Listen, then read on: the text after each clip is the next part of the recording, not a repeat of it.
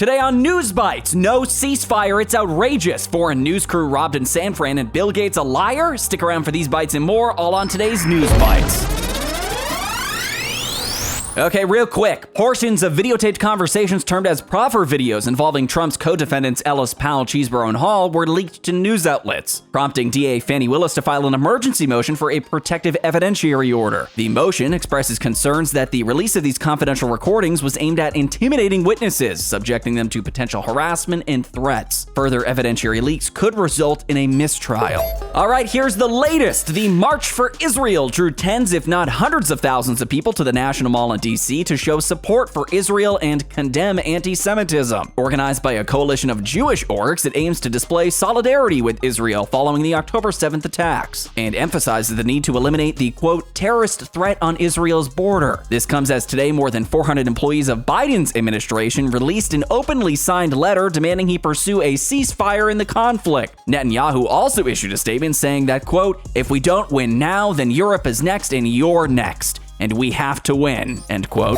Okay, and this comes as growing tensions across the West between Semite and anti-Semite groups grow with protests and clashes. Chuck Schumer says the slogan "From the river to the sea" is a genocidal chant, and Speaker Johnson today began a "No ceasefire" chant with his words. Watch. The calls for a ceasefire are outrageous.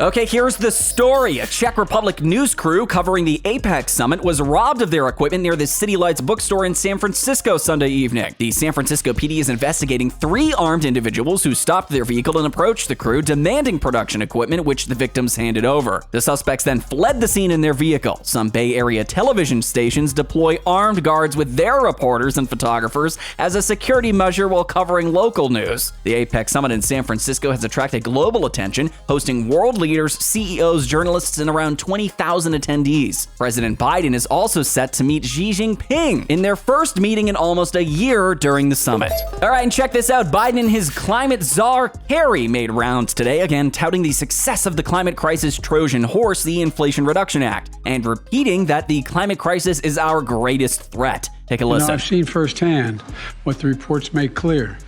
The devastating toll of climate change and its existential threat to all of us, and is the ultimate threat to humanity, climate change. Excuse me. I signed last year. Excuse me.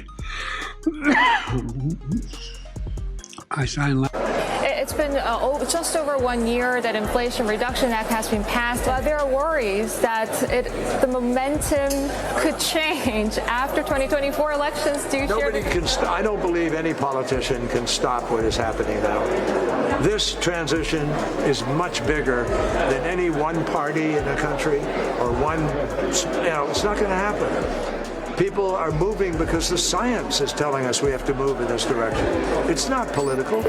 Okay, and a new book alleges that Bill Gates' investments in patented fertilizer, synthetic dairy, lab-grown meats, and U.S. farmland primarily aim at maximizing personal wealth rather than addressing climate change, as Gates often decrees. He also threatens small farms under the guise of saving the planet, the author claims, suggesting Gates' involvement in alternative food industries like lab-grown meats could lead to monopolizing the food market, potentially benefiting select investors, including Gates himself, rather than solely focusing on environmental concerns. Gates' extensive farmland acquisitions, surpassing $1 billion and aligned with the UN Agenda 2030, emphasize control through intellectual property rights as a means to monopolize food production. What for?